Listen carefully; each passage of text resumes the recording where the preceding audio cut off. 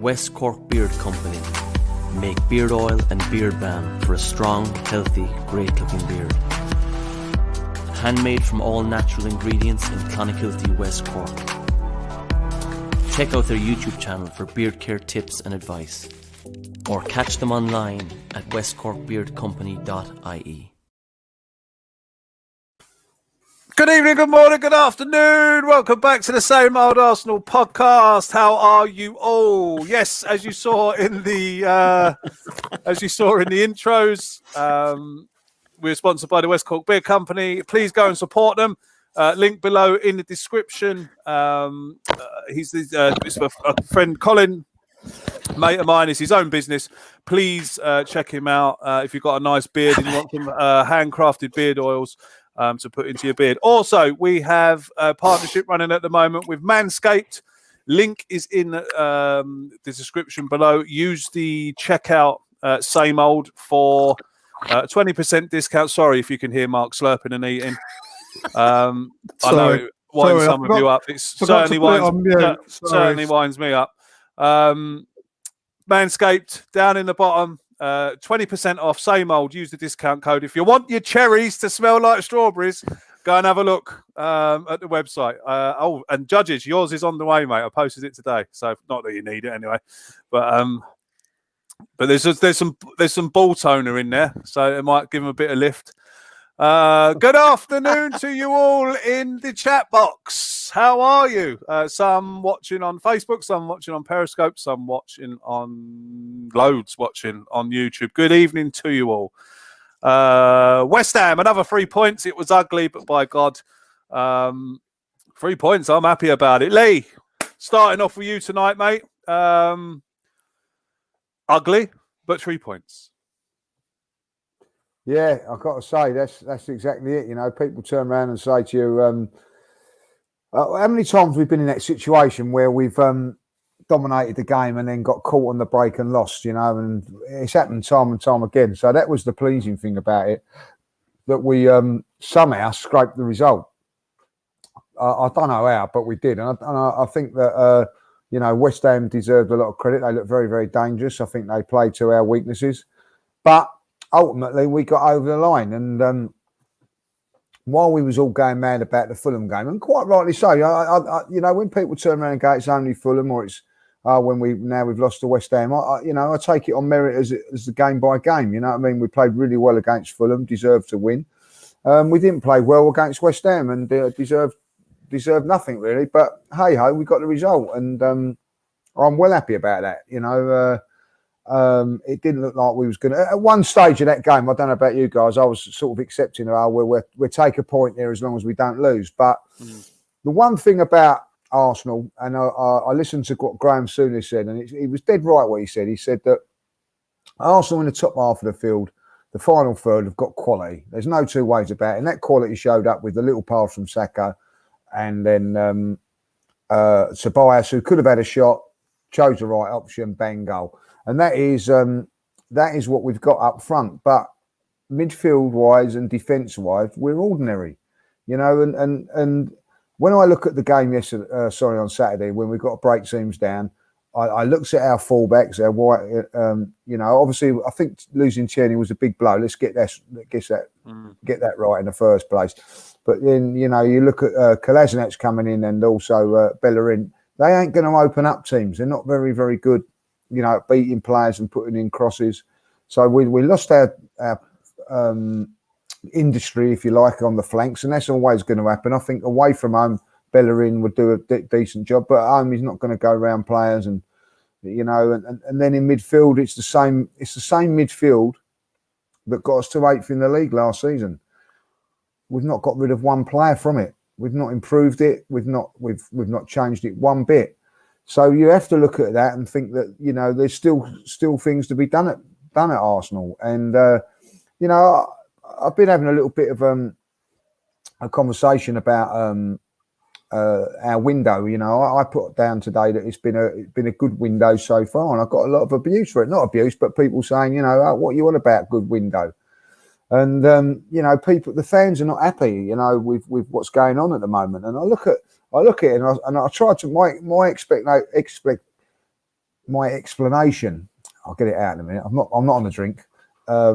Is that it has been a good window at because we've actually improved our back line. We brought in Mari. I know that he was on loan last season, but we made that permanent. And also Gabriel is a good signing. But I'm looking at it and I'm thinking to myself, maybe these guys are right because we're still a central defender down because Holding this. I'm not going to be horrible. Is not good enough. Certainly not good enough. And also, as much as I love Tierney, there does seem to be like an injury worry against him. So I think that we've got to have good covering just in case he doesn't go the whole season. And the midfield is as I say, has got to be improved. And as Dan will come into in a minute, I'm sure, we're hoping to get this and hoping to get that. Come on, we're Arsenal Football Club. Should we be hoping to get players? I think it should be expected. And if we're not going to, I'm sorry, but Mikel Arteta told me, that this against Aston Villa, trust, the board are going to back me. Well, they've only backed him by about £7 million so far, if that.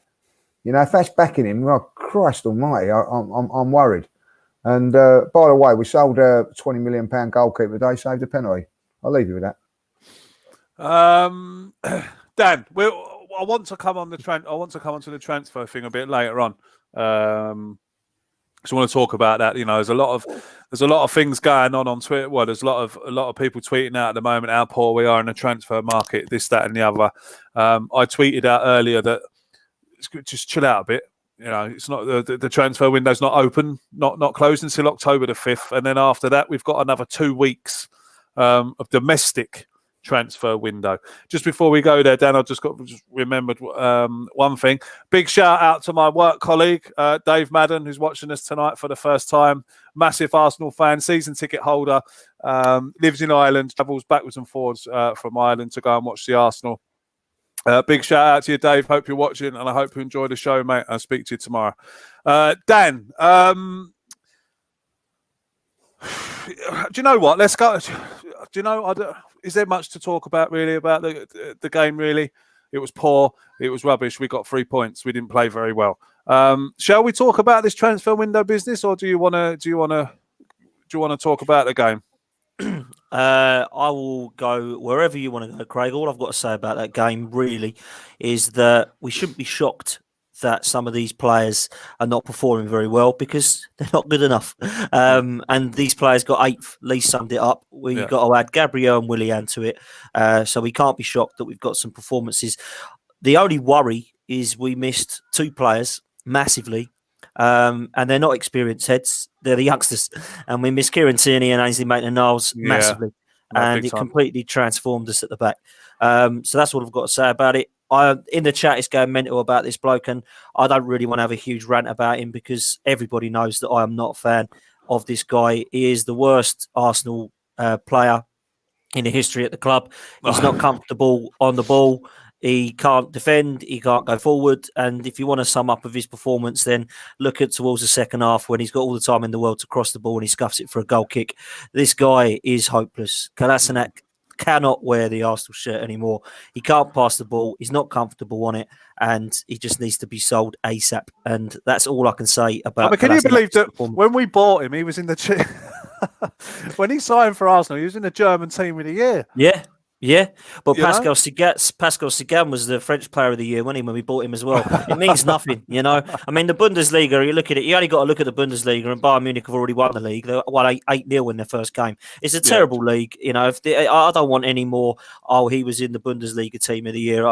As far as I'm concerned, unless your name's Lewandowski, then anyone can get into that thing. If Kolasinac can, I mean, it is poor. There must have been no left-backs that year, I mean, if he got in, because it was a poor performance. Rob Holding, look at the goal. Rob Holding's not even goal side of Antonio. Xhaka's trotting back. Granit Xhaka is good on the ball. I'll give you that. Granit Xhaka is good on the football. Off the ball, he is diabolical. I mean, it is poor, really, really poor.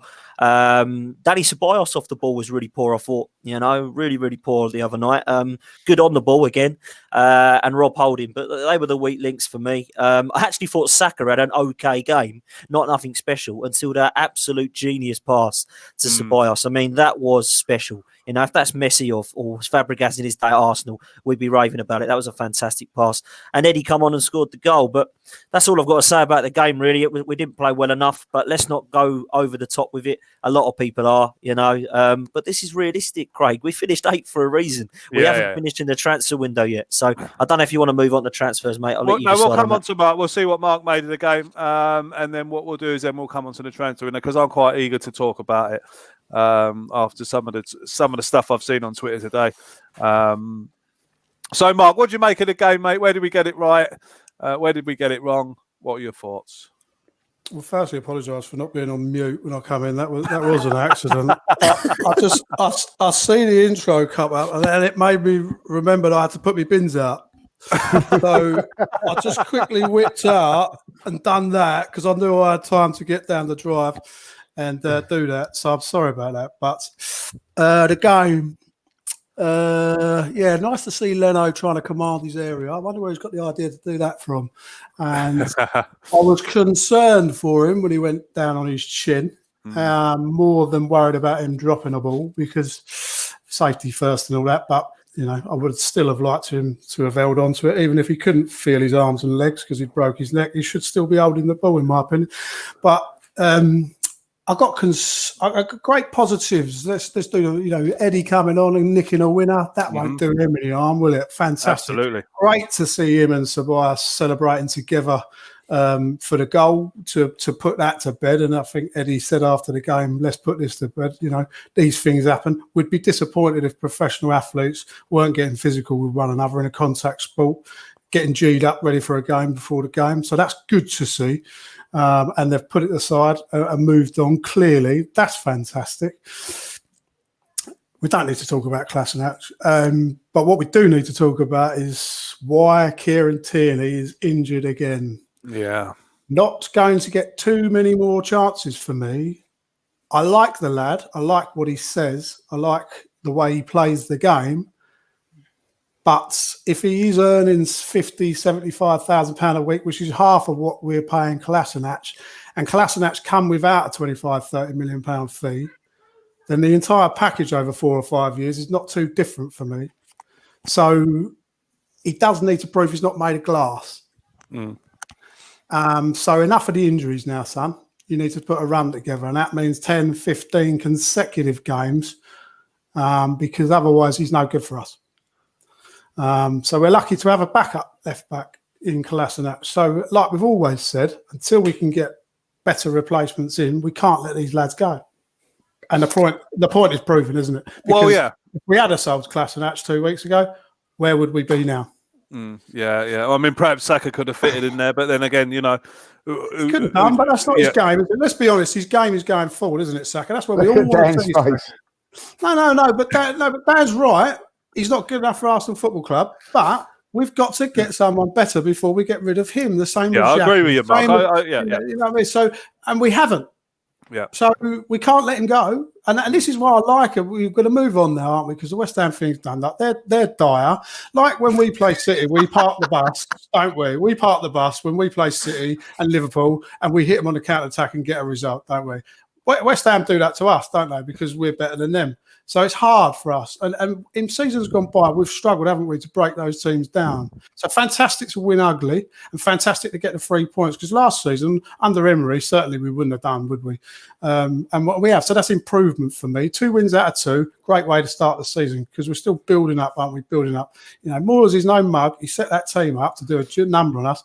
And they did in the centre of the park, again, highlighting where we're weak.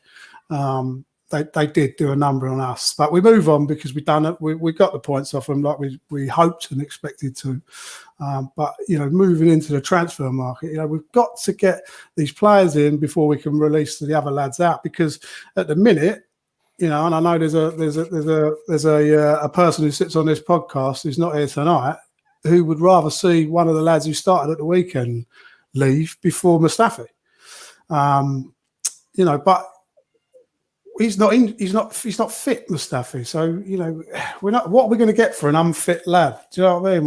We've got to prove that he's fit and playing, you know. So we were hoping, weren't we? Me and Dan laughed when Kolasinac got put in the team before the game. We said, fantastic, let's hope he has a fantastic game. And West Ham think, oh, there's a lad we need to come in and buy him. You know, talk about putting him in a shop window, you know what I mean? That would have been ideal, but obviously he didn't play well enough for even West Ham to think about it. So I don't even think Clacton Town would have had him after that, mate. Lee, I want to come round to the transfer window. Like you said, you put out a tweet today to saying that we had a good window. I put out a tweet earlier on saying that we should keep our cool and not abuse, but fellas coming in and telling me, "Oh, I've been waiting. Look, it's like this.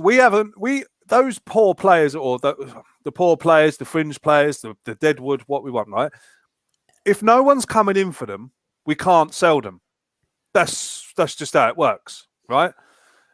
If so, all these people, Arsenal, why are they so slow? Why are they so slow? If no one's coming in for them, we can't sell them. The transfer window is open till October the 5th, right? That's another, what's that? What's the date? It's another 2 weeks, is it? Yeah. Right? And then after the international window closes, we've got a further 2-week domestic window, right? Why are people losing their minds? Or like the transfer window isn't closed till October the 5th. When have Arsenal ever done any transfers before a deadline day? No, I get that, but what I think is the problem is that if you know everybody's saying stay patient, you know, do the trust in the process, and I get that, but say what if it comes to the 5th of October and nothing's done? Well, then we lose. Yeah, then we lose our shit. Then we lose our stuff. Yeah. Lose our stuff. We're going to lose our stuff, but that matters. There's nothing we can do then because the transfer window's shut. So I think people should be starting now with 2 weeks left. They should be actually now saying, you know, right, come on, what is happening? What is happening? You know, and I get the thing that Arsenal don't say too much and let out too much and say what they're doing. But we all know what I think. What it is, Craig, and it is with me. This is that last season. You know, it didn't matter who we got. We needed 9 players, really, or whatever, 8 players before we even thought about challenging. I honestly thought, like, you know, we ain't going to get in the top 4 last season, and that was it. You know what I mean? So he's just going through the motions of the season. But this season, I think that I feel that we've got players in. We've got Gabriel, we've got Murray. You know, we're saying that, you know, if Tierney would have got injured in that warm-up, Murray would have come in, on Saturday and have done a good job. Unfortunately, he's injured. But we've got 2 central defenders that, you know, Murray, when he played a few times last season, looked good. Gabriel looks like he's going to be a good player for us. So we've now got that sorted out. Forwards with Aubameyang signing, we've got Willian in there. We've got some exciting little options going on up front. Don't forget we've got Martinelli to come back in there. And maybe you know, Pepe can't get in at the moment. So it's exciting times in that front thing, you know what I mean? Eddie's coming on and making things happen. So all of that's really good. So all of a sudden, we're back to where we was a few years ago now, where we're 1 or 2 players away from really like being excited. Now, if we was to get Awar and Partey, we'd all be thinking, my God, we'd be all... It's that frustration that we're nearly quite there and we're not going to do nothing, right, you know? And there is that fear, lads. I'm sorry, there is that fear that, you know, we won't do nothing, and we can't afford it. You know, like we can't afford this because of COVID. Well, everybody else is going and buying, so they can't use that excuse. When teams like Newcastle, Leeds, Aston Villa have come up from the Championship, these teams, and spending more money than Arsenal. You know, we need to be in Europe. Well, they've not got. They've been in the Championship, and they're still spending more money than us. Teams around us, Tottenham, spending £20 million on a loan. Without when their stadium, you know, hasn't even been up and running in 6 months and it's shut down. So they can't go down that excuse. Now it's the excuse of we can't get rid of the players. Well, whose fault's that? Whose fault's that we've got these players here, you know? And And if you can't get rid of them, just bloody give them away. Give them away, you know what I mean? And start again. You know, we've just like got £20 million for a goalkeeper, right?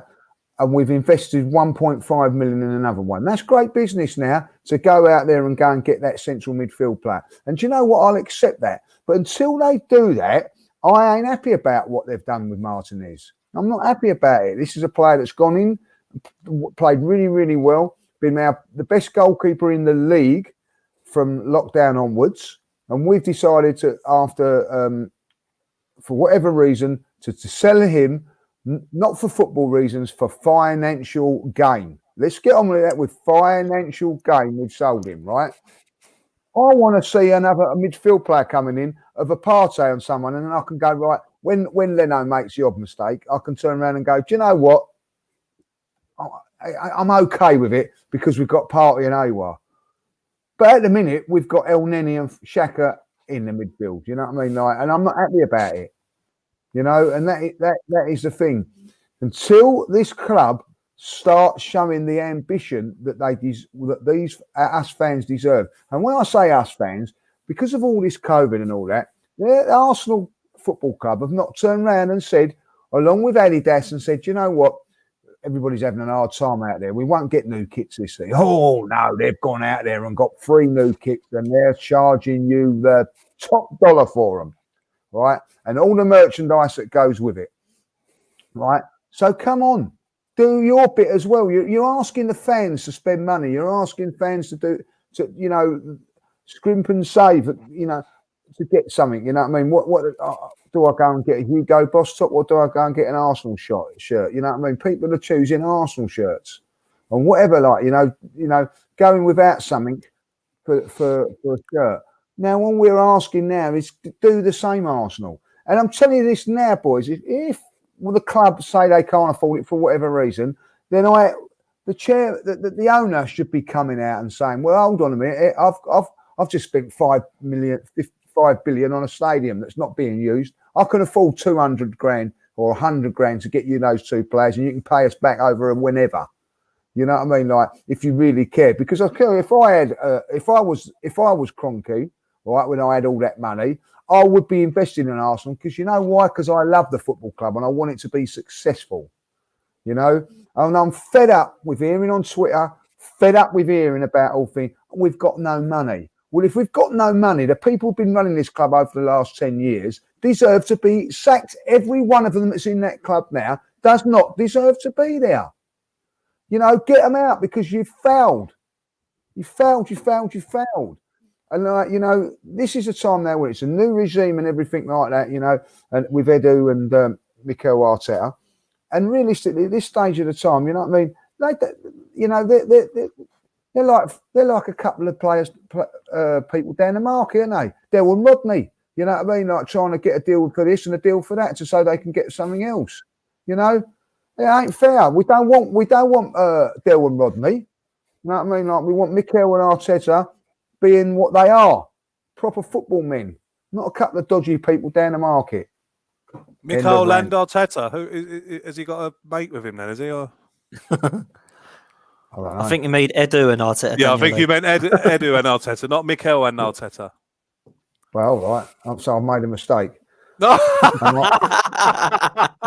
Am I allowed to make one? Certainly a lot of players. Listen, and I will say this, just one more thing. Arsenal can't afford to make mistakes like Chelsea have done for £70 million for a clowning goal. We can't make those sort of mistakes. So we have got to be very, very astute with what we do. So that might take us a little bit more time. So I'll give them grace on that, But these are the things that need to be done. Absolutely, Dan. Obviously, there's a lot of people like Lee that are upset Martinez has gone. I'm upset that Martinez has gone. He's a fantastic goalkeeper. But like I said today to my mate Dave at work, if we want players like Aouar and Partey, we've got to sell him. Yeah, listen, if everyone's upset and Mrs. Martinez, go and support Aston Villa, because he plays for Aston Villa now. That's my attitude, honestly. I was gutted when he went. I wanted to keep 2 goalkeepers, but we needed to sell, we were told, before we buy. So we've sold now, so let's go and buy. And I'm with Lee there.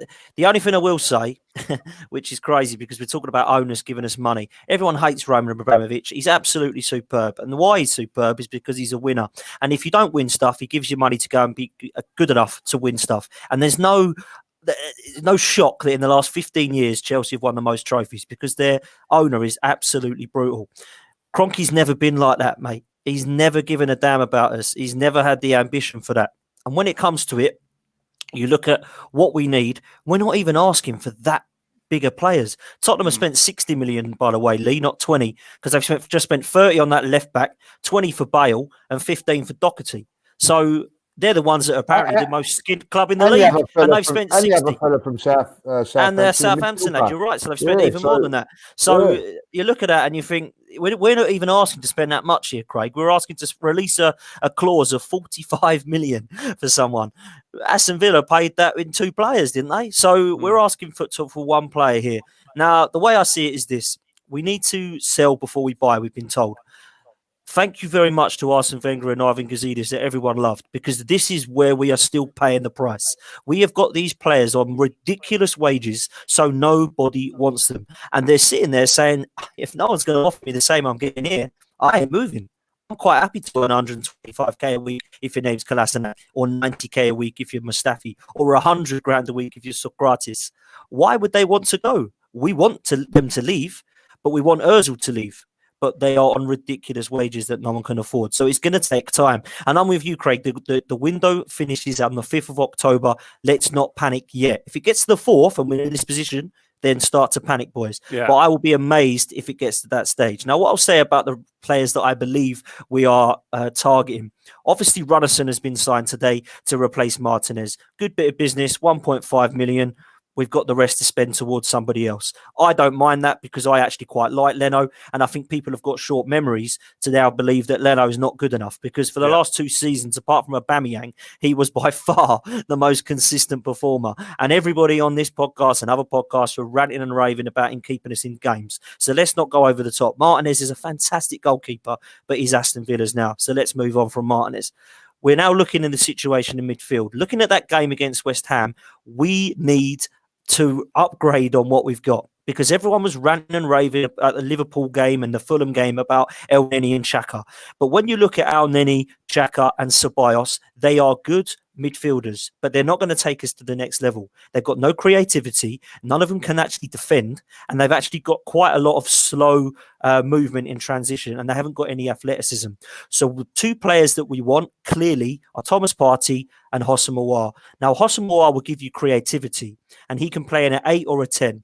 And Thomas Partey will be that enforcer, but he'll also give you that power and presence that we've lacked since Patrick Vieira and Gilberto Silva have left. So they're clear to see why we want them. Now, if it gets to the stage of I want to finish in the top 6, be happy with Xhaka and El Neni. If we want to push for top 4 and challenge for it, and we still won't be guaranteed it, by the way, we need to be bringing in players like Thomas Partey and Houssem Aouar. Now, I believe personally that I've got good grounds for this source, that we have agreed to get Houssem Aouar for £42 million with add-ons on top of that.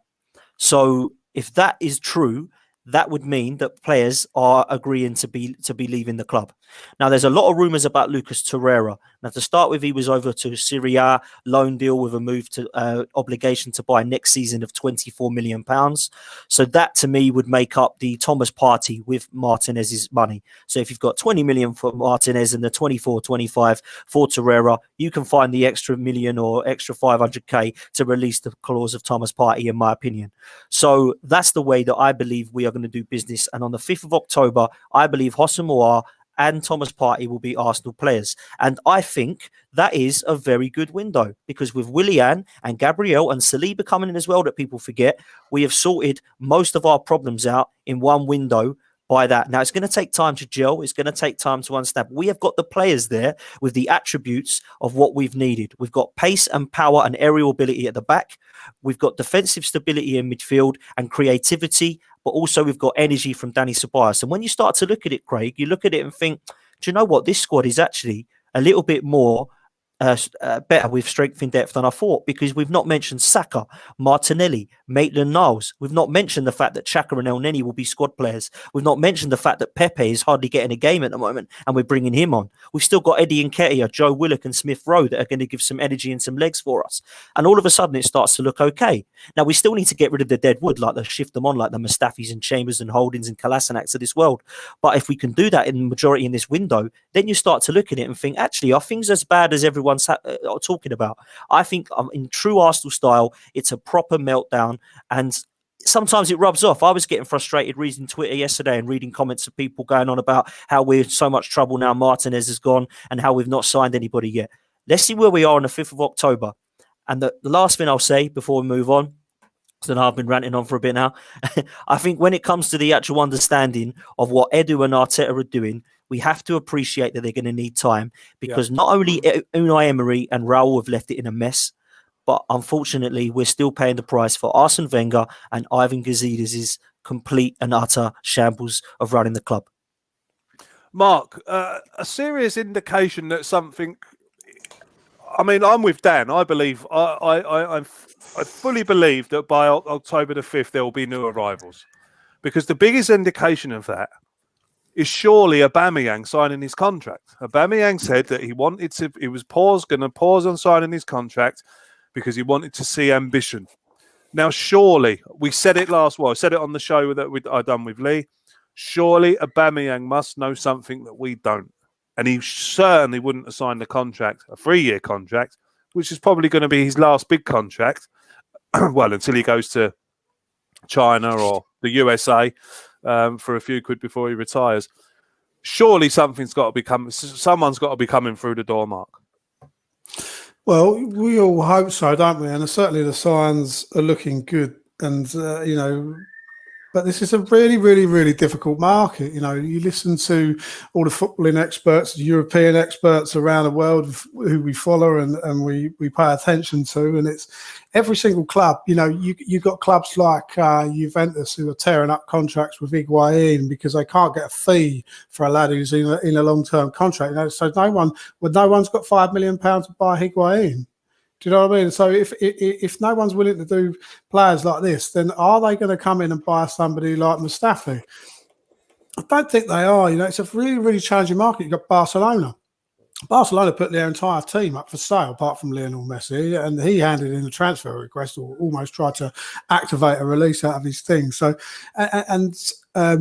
I think it was Rakitic or whatever has gone back to Sevilla where he was playing before, but not too many more people have left Barcelona. So, but I think Wolves have signed one lad who's, and they're getting slightly too excited about a fringe player from Barcelona who hasn't really done an awful lot there in the 2 or 3 years he's been there, whatever. But nevertheless, it's a Barcelona squad player. So they've got a few bods moving around, but you would have thought people would have been banging down the door of the Camp Nou asking who's coming, who's available, but no one is. And we've said it before, and it will be a domino effect. Yeah. So once something moves, other things will move. Manchester United have got money. Don't think they ain't, because they have. You know what I mean? They're one of the richest football clubs in the world. And Real Madrid will be spending money unless, like I pointed out last week, they spent £500 million on a stadium upgrade. You know what I mean? So they're committed to that, but they've got money. You know what I mean? So it's a really, really challenging market at the minute, and people are sniffing around Socrates, Mustafi. These boys, they're being looked at, Kolasinaks, but it's all about, I think a lot of it hinges on Manchester City buying the lad at Napoli, does it? And then they're looking at Socrates being a replacement for him going to Manchester City. So it's a real domino thing, and it's a real difficult financial climate that the entire world is in. You only got to look up and down your high street to see closed. Do you know what I mean? It's the sponsors are pulling out left, right, and centre. Sky have torn up a deal with China because they didn't pay their bill. Because there's a debate over content being given and stuff. So you've got massive financial powers pulling out of massive financial deals with the Premier League. listen, we're in challenging times, so let's just calm down, as everyone's saying. Just calm down, because things are going to happen. It's just going to take time, and it's going to be a little domino, and things will happen. And but as Arteta said, we could have let Rob Holding go 2 weeks ago out on loan to Newcastle, but who'd be playing centre half for us then? Well, this is it. Yeah, people can go. Yeah. People can go, and people are wanting to go. But Arteta's not a mug. He's not letting people go we need. Yeah.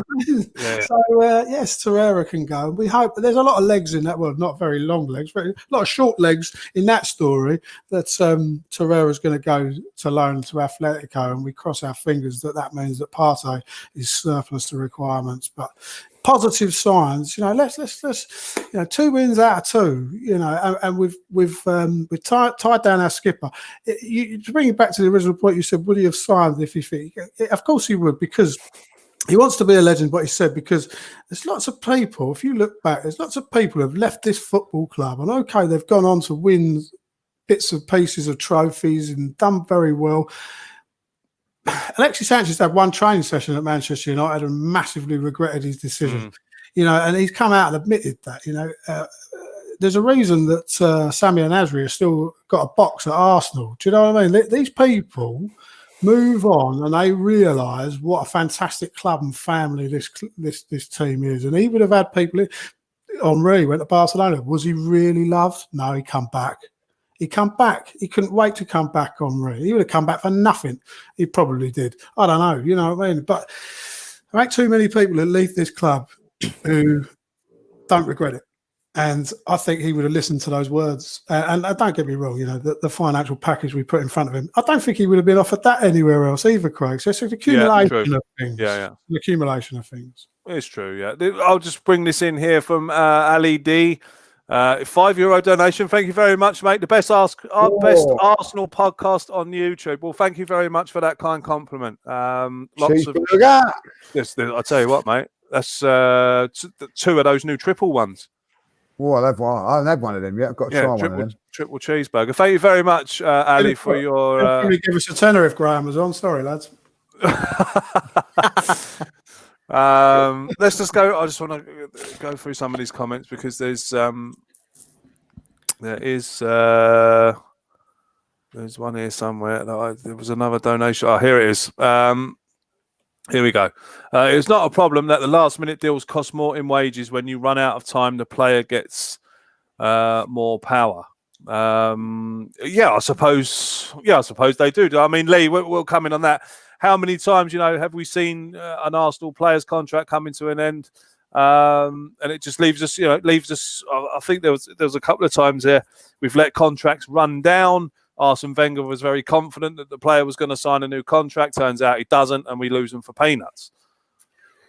Yeah, well, that goes on everywhere. And you have to be cute enough to realise that. I think that we've had our fingers burnt on many occasions with it as well. And I don't agree with this going into a year's contract that you're going to give your all as well, because that don't happen. I think in history, only one player has ever really done well in their last year of the contract when they're going to go on the free, and that's oh,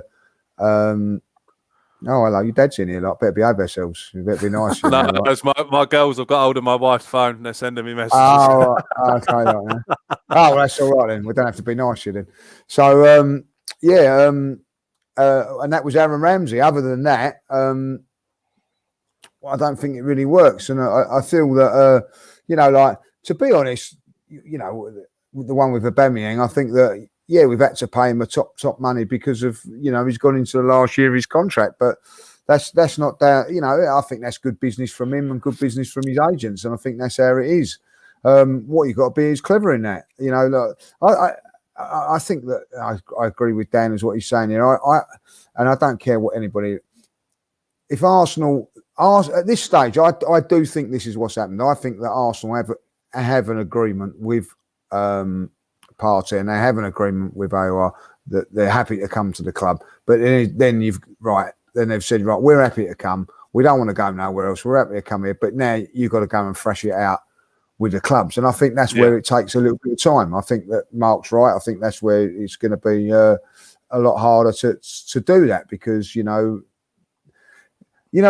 also like it's say like if a club comes in now for Lacazette, yeah, right. I don't know. Just say like Atletico Madrid come in for Atletico for Lacazette, and they say to Arsenal, we're going to sell him for. They offer him £15 million. Are Arsenal going to let him go for £15 million? Of course not. They're not, are they? Of course not. You know what I mean? And as fans, we're not going to allow it to happen.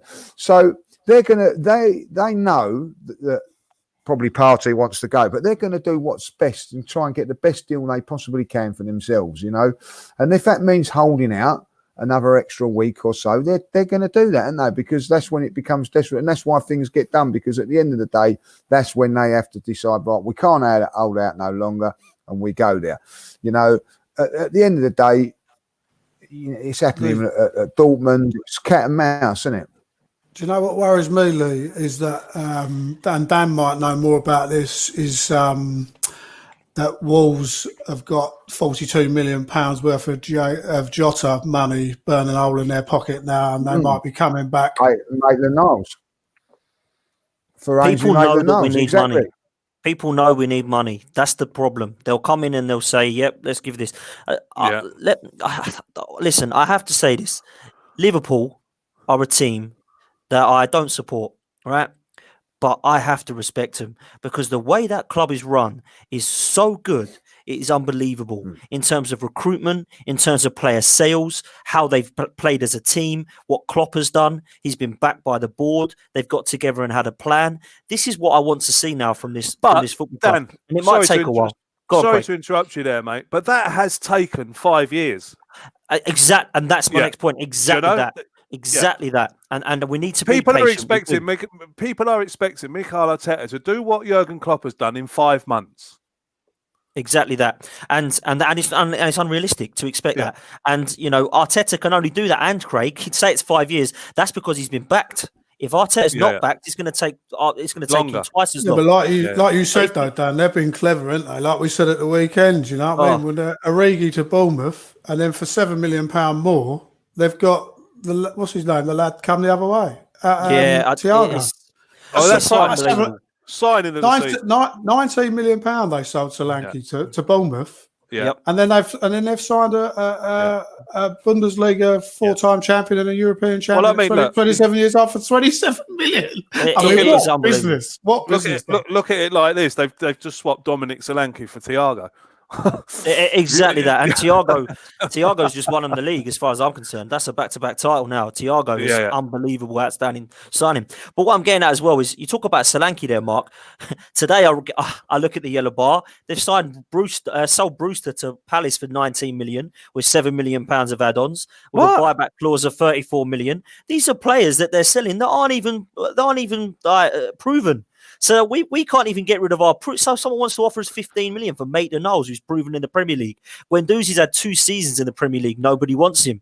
Lucas Torreira, we can't get more than 24 million when we paid 26 million for him. Yet Liverpool have sold Danny Ings for 10, Solanke for the 19, and now Brewster for another 19. And they've been getting the players in like Robertson for 8 million at Hull. We need to be looking at working not harder but smarter. And when Lee talks about us spending money, I don't actually mind if we don't spend a lot of money. If we're getting the right players in, like Liverpool have done when they haven't spent money, it can work. But what's frustrating is at the moment nothing seems to be going on. So we need to be patient and allow the players sales before we allow the players to come in.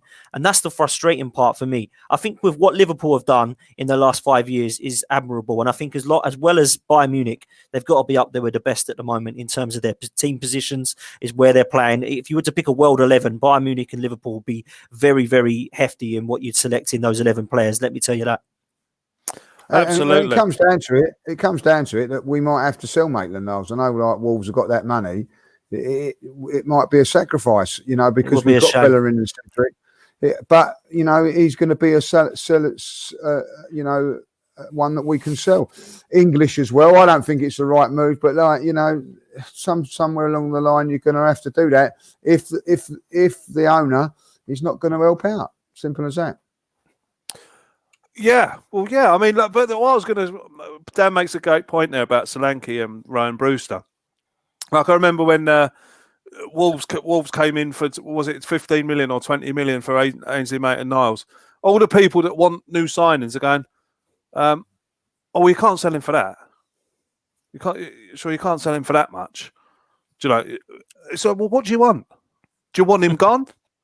Or do you know? If we're going to move forward as a club, people are going to have to start realising what actually has to happen here. But I go back to what I've said before. You can't sell them if nobody wants them. And Danny hit the nail on the head there. No one wants Guendouzi. You know, we all sat here 2 years ago saying, God, this kid's going to be great. He's come in, he's got into the France under-21 squad. He's playing really well for Arsenal, comes in from League 2 in France, making a name for himself. Now 2 years down the line, we can't sell him. No one wants him. How do people expect Arsenal to bring new players in if we can't get rid of the ones that we need to get rid of? Like Lee said, or Mark, Mark said, just rip up their contracts. If we can't get rid of them, just rip up their contracts and out them. And like Lee said, start again. But it's just something that's always plagued us, though, isn't it? Transfer windows. As Arsenal supporters, big clubs are doing that, though, Craig. Talking to your mic, mate. Talking to your mic. If Juventus and Barcelona are willing to rip up contracts of Suarez and Higuain, surely we should be willing to rip up the contract of Kolasinac and Mustafi, shouldn't we? Absolutely.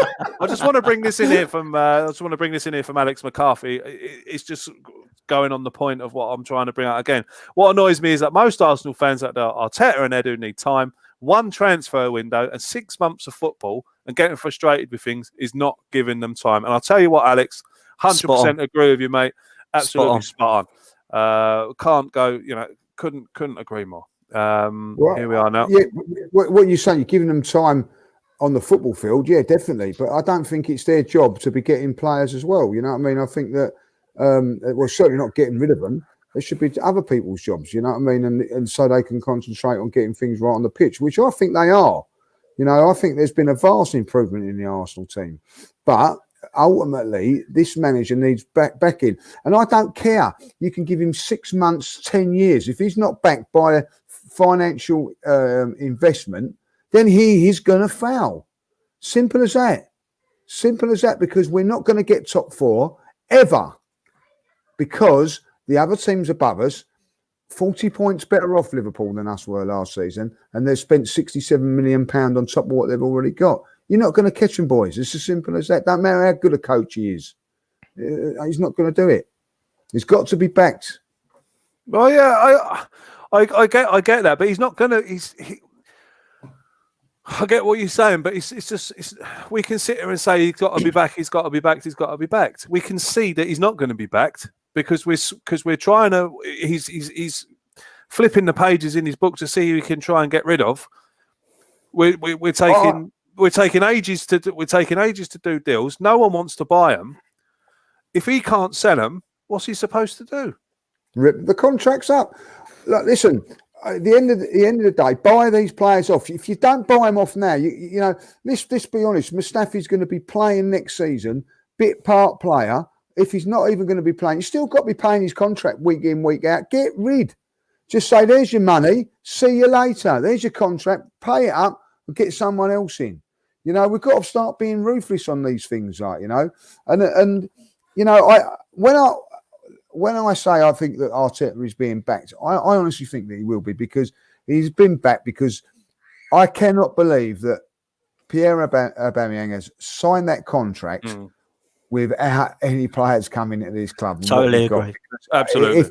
If he hasn't done, he must be looking at that and thinking it's all not. All right, I'm going to get that contract anyway. But he must know something, and I think that Mikel Arteta is always coming out and saying that they are going to back me. That banner come over at Aston Villa. There's no need for him to make any sort of comment about that whatsoever, but he did. And he said, so I do feel. And he's been transparently, isn't he? He's been transparent throughout Arteta, and he ain't lied to us yet. He has. Everything he said has come off. So I'm not going to doubt this man. And when it comes down to it, right, if he's not back, then I believe he's being lied to. And if he's being lied to, I think then he will walk. Because I'll tell you why, I wouldn't blame him. because this is going to be one of the most sought after managers or coaches, whatever you like, for a very, very long time. Look what he's doing with the tools that he's got. He's getting results against big teams. You know, it shows you that he's doing something well, but he needs the proper players. Please back him. You know what I mean? That's what I'm saying. Lee, I'll come to all of you on this. What do you make? Sorry, I just got to close the door here now because my kid's screaming. It's doing my head in. 1 second there now. What's he doing to his kids, Lee? What's going on? I don't know. It's totally unprofessional if you ask me. It is Totally unprofessional, that, isn't it? You don't see anyone else walking out there. He's had a go about your mic. Oh, hello, Craig. You're all right. There you come. Yeah, no worries. Yeah, no tip worries, for no everyone. A tip for everyone. Always use a condom. What was it? I've forgotten what I was going to say. What do you make of Arteta's reaction on the final whistle? You know, everyone on Twitter was going, "Oh, look at this bloke celebrating a 2-1 win." You know, I'll come to you, Dan, on it first. Celebrating a 2-1 win over West Ham. My reaction to that was great to see Mikel Arteta so happy. It actually meant that his game plan worked, and he was happy with the players, clapping his hands. He got his points. Well, I think personally, I'm with you, mate. He's won the game. Of course, he's going to be happy. What was more refreshing was his words again, his interview after the game. This is one thing, I said it earlier, he's been transparent. And he was there. You know, he said, look, there's a lot of things we've got to change at this football club. There's a lot of players here that need to wake up. I've got to do a lot of work. You know, we have got injuries at the moment, but the players that were on that pitch, they are not going to be our future. And I think he's aware of that. And there's stuff they've got to learn. And he's got some passion about him. Why do we get on people's backs when they're celebrating a win? I just don't see that personally. So as far as I'm concerned, he's been transparent the whole way. And just touching on what Lee said, I think he knows who's coming in. He's been very specific to the board about what he wants. And Aubameyang has signed because of Arteta and because of who's coming in. So I am positive. Yeah, he's far too calm. Precisely. He's far too calm about the Aubameyang thing. And he's being far too calm about everything that he's being questioned. I mean, at the press conference there the other day, he was asked about Thomas Partey. He was asked about Hassam Aouar. Sorry, I can't talk about footballers that don't play for Arsenal Football Club. And like, it's just. Do you know what? Something I said at work today to my buddy Dave, who I was talking to about. It's like he's obviously learnt from Arsene Wenger a lot from being a player, and he's learnt a lot from Pep Guardiola being his number 2. Now, Mark, if you could merge 2 managers, Arsene Wenger and Pep Guardiola would be the 2 you'd pick, surely. No. Oh, okay. Lee, I'll move on. Can I just say, I hope your boss ain't watching this, because it sounds to me like you and David just standing around chewing the fat about Arsenal all day. Oh, we're working.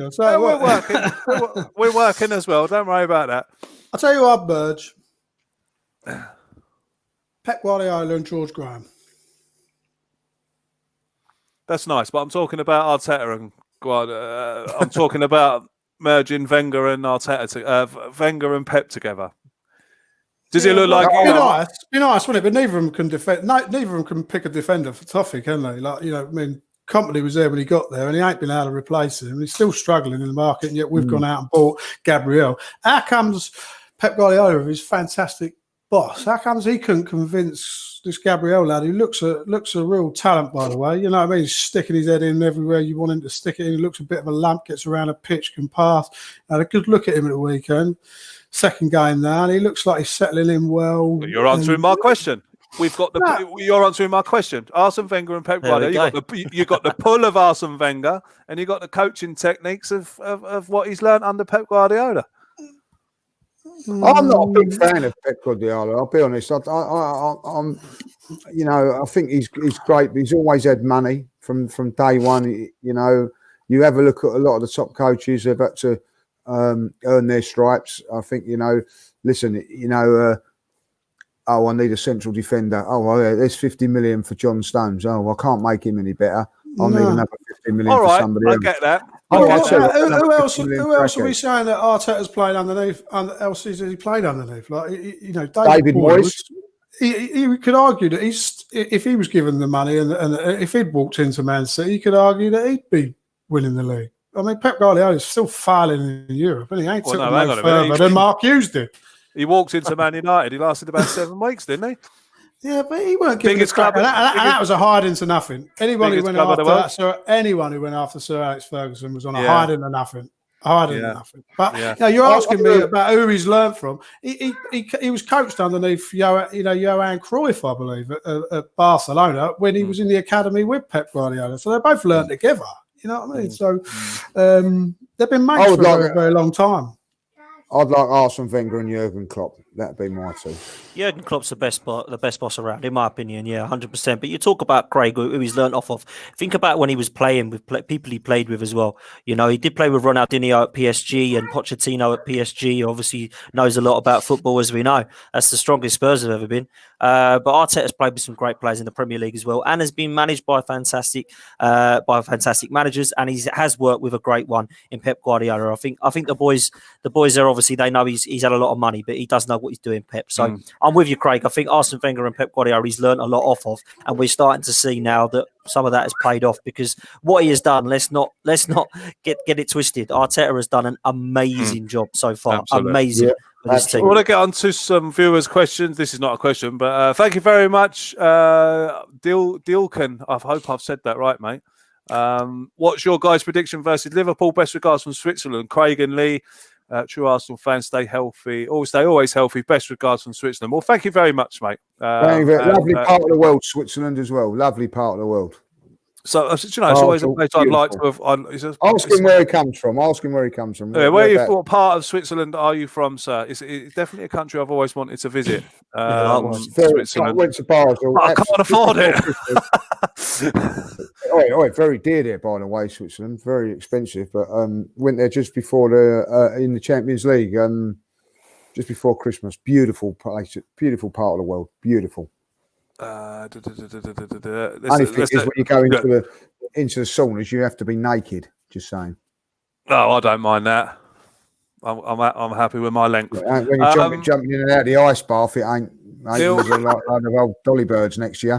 It ain't there. Oh, Zurich, very nice, very nice, very nice. Zurich, is it? Very nice indeed. Did you see Arteta smirk when asked about Aura and Party? Wenger would have been proud of that. Exactly what I'm talking about. He's too calm. Going back to what we were talking about there.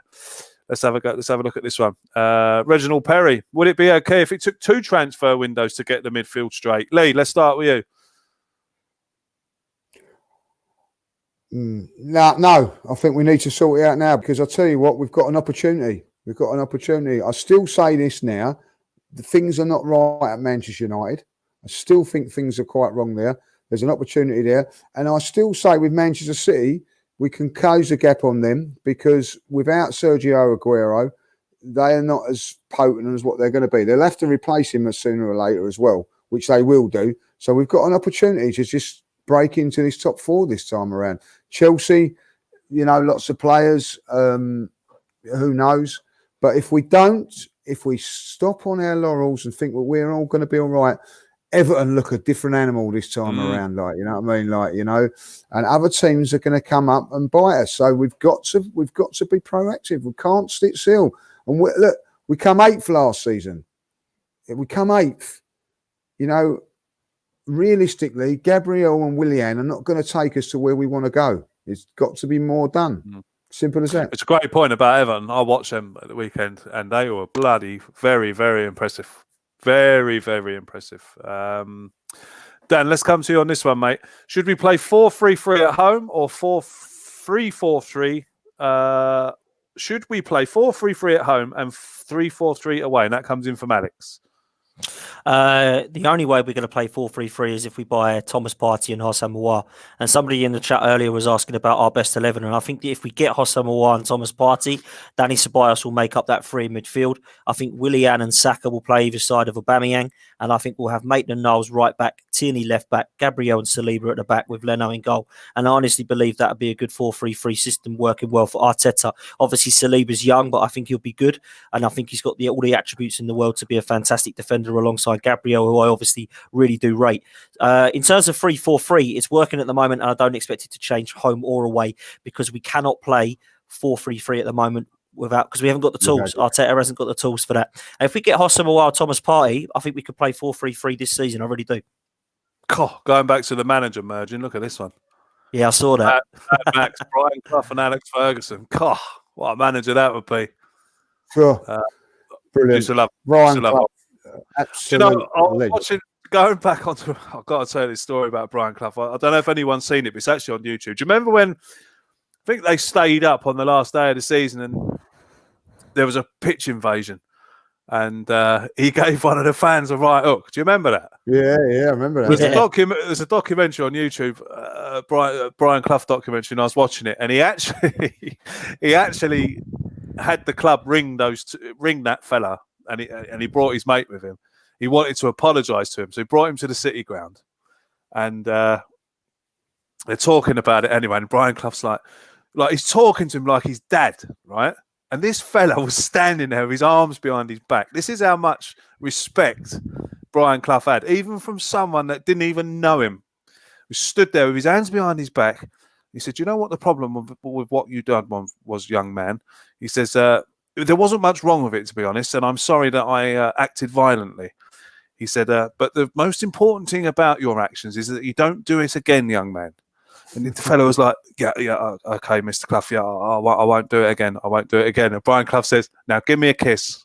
And he made the fella give him a kiss. Absolutely pointless story, but one I just thought was quite good. He is good. He is good. Let's have a look at this one there now from Elliot Roberts. Greetings from Toronto. Goodness me. I've been to Toronto. It was 20 years ago, but I've been to Toronto. Stayed in the Days Inn Hotel. I was out there DJing at the Docklands Arena. So I reckon you might know where that is. I went to watch the Maple Leafs play ice hockey, which was quite good. Went to the top of the CN Tower and went to Niagara Falls. It was good. Oh, and I went to the Brass Rail as well. For those that know, we'll see if Elliot knows. Thank you, mate. His question: do you think Arsenal are looking at any other signings outside of Owa and Partey? What do you reckon, Mark? No. Okay.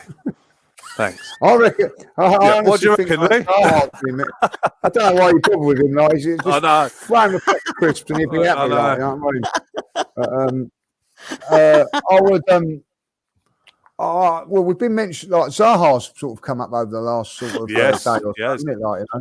And so, also, what about what do you make about this thing today that something's come out on Twitter that Arsenal are in talks with Chelsea about a straight swap? Nonsense, innit? Nonsense. You think so? Is everybody saying? Let's hope it's the owners. Let's hope it's the owners. Yeah, that's true.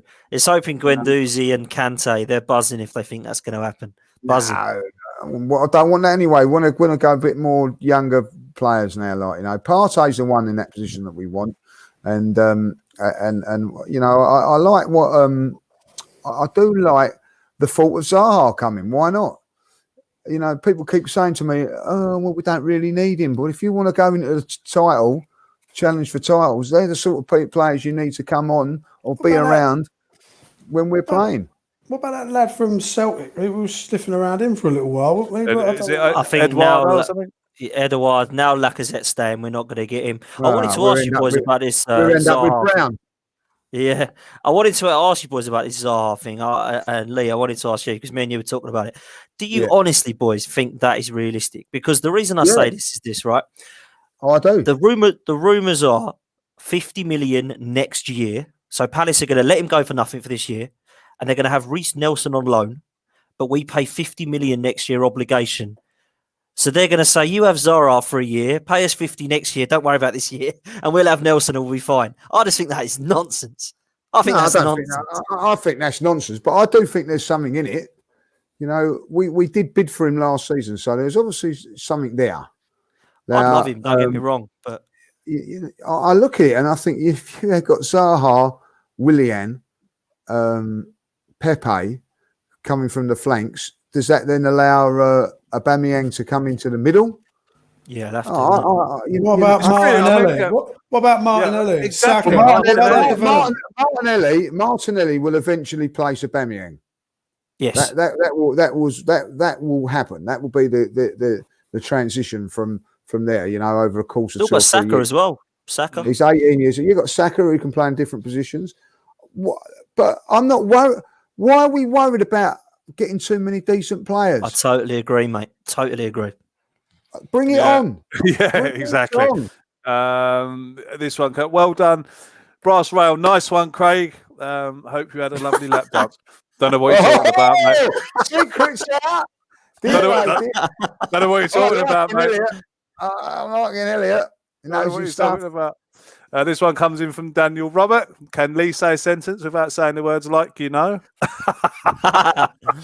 Hey, Daniel, bollocks here. The answer to your question is no. That's what Craig saw at the Brass Rail, wasn't it, Lee? Oh, I think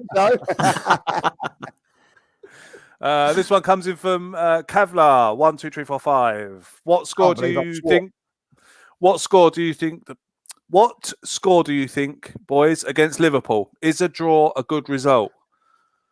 Do you know what? Last week I wasn't too worried about playing them, but then after watching them last night, it's put the brass rail up me a little bit. Take a draw now. Yeah, take a draw now, Lee. Yeah, You're in for a draw.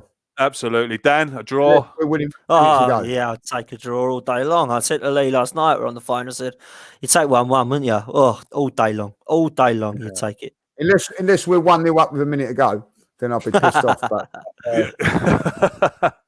take the draw, Mark. No, we'll go for the win. Go for the win. I like that. Optimistic. So look, we'll get a score prediction. We'll finish it off here now tonight. We'll go for the score prediction. Lee, what do you reckon? I think we'll be a gallant effort, but I think we'll lose 2-1. 2-1. Okay. Dan. I'm going to agree with Lee. Judges. Yeah, I think we're going to lose 2-1. Unfortunately, I'd love to take a draw. I'd love to win, obviously, but I'd take a draw. But I just think they're going to have too much for us, unfortunately. Yeah, unfortunately. Mark. 2-1 Arsenal. Whoa, go on, son. I like that. I'm going with Mark. 2-1 Arsenal. What are you going? Yeah, I think we can beat them after watching Leeds go up there and get. No reason to fear them. Do you know? We've already beaten once this month. Why not twice? Absolutely. Yeah, and obviously, and of course, quickly on Wednesday we've got the game against Leicester in the cup. Lee, what kind of team do we expect on Wednesday? Ozil, captain. I'll tell you what will be very interesting. That is a great point. I know Mark's only joking there, but it'd be that we'll know where them guys are if they're in the squad or not. If they're not in the squad for that one, then they're gone. That's it. They're done. You know. So I'd see us making lots of changes, but I fancy us against teams like Leicester and what's the word out there? The comment has come in. That is bizarre. me and Dan looked at it at the same time. I think I've been told I look like this referee, whatever referee whatever that referee's called. He reffed the game against Fulham. Apparently, I don't know. I can't remember his name, but yeah, I'm his twin brother, and then we just got this one. Sorry, Craig, but you really look like Socrates. Is he trying to imply that you're a hairy Greek?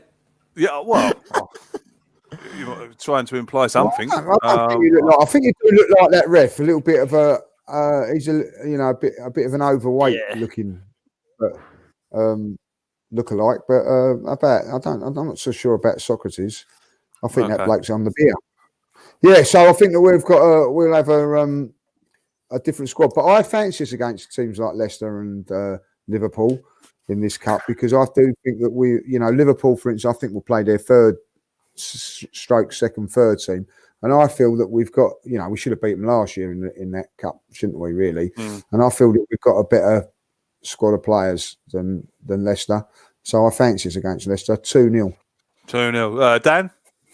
I don't fancy us against Leicester. I just don't know why. I don't think we're going to go with this competition this season. I think we've got bigger fish to fry in the Europa League and the other competition. So it's finishing high as we can in the league. I think Leicester will probably beat us. I don't know. I think there'll be a few goals in it. Actually, I think they'll beat us 3-2. But I expect to see Cedric and Saliba and Willock and Smith Rowe and those. Well, it's something. So, it is something to look forward to. In that. Wait. Can we put Callum's one up, please? I like him. What is it? Well, I'll tell you that Callum's definitely having a beer. If he He thinks goes that, Specsavers, doesn't he? yeah. Can you imagine Judges doing a Giorgio Armani Oh. underwear? Give it. Jesus Christ. Thank Balls you will very be down. much, Callum. Love you. Balls will be Love down by you. his knees. It's funny the other week because we had someone said Dan looked like Kolasinac and Craig looks like Socrates and Lee looks like Seagan. We've got a hell of a back three for Leicester on Wednesday night. You look a bit.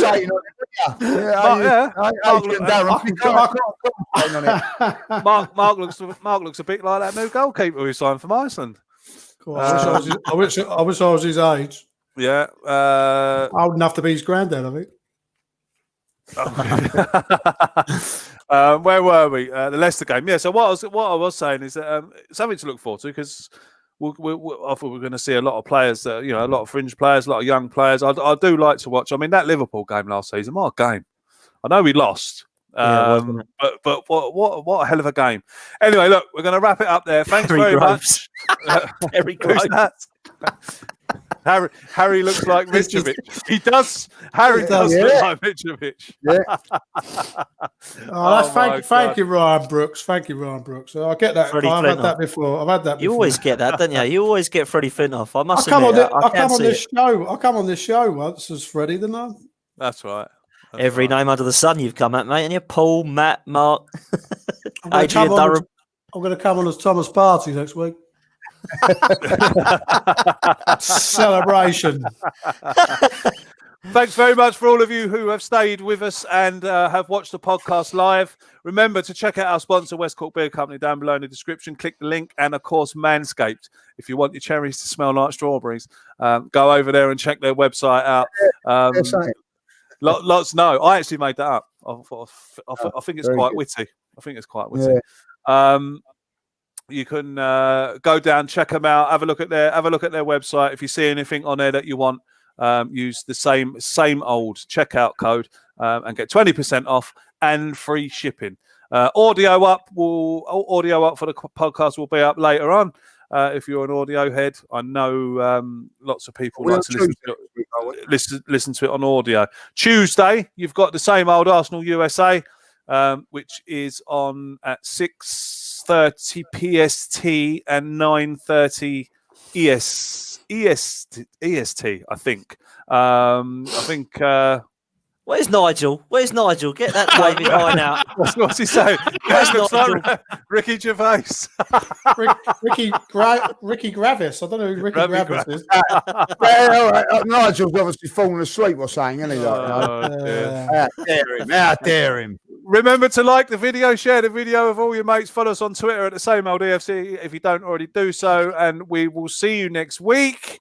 Next Tuesday, is that right? Because we got Monday, haven't we? That's right, next Tuesday.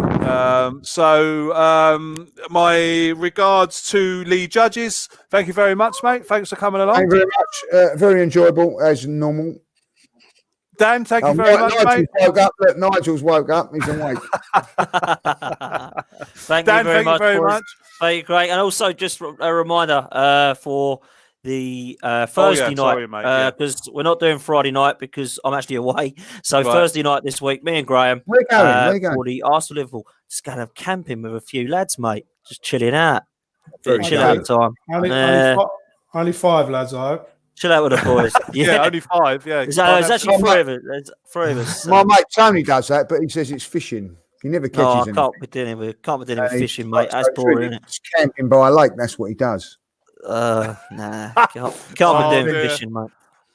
We're gonna see this on Facebook now later on about that. if Tony's watching or if he gets to hear about it, I might just tell him for the laugh.